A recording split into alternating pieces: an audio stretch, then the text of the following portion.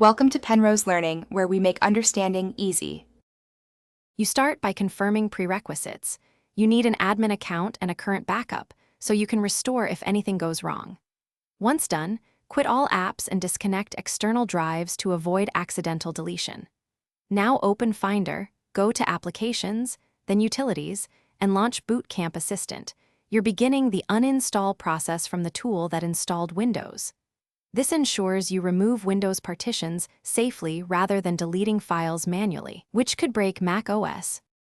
You'll use Bootcamp Assistant to remove the Windows partition and restore your disk to a single Mac OS volume.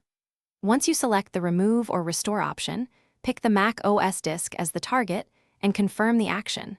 The tool will prompt for your admin password to proceed. Make sure to watch progress and avoid closing the laptop lid or rebooting mid-process, because the assistant is resizing partitions and moving data. Interrupting it can corrupt the disk.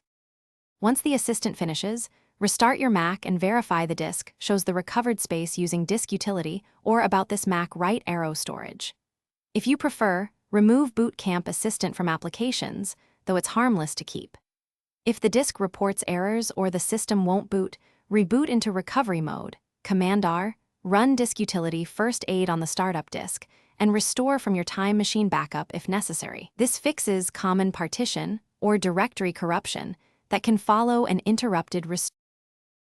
Thanks for watching. If this was helpful, leave a like and consider subscribing. See you next time.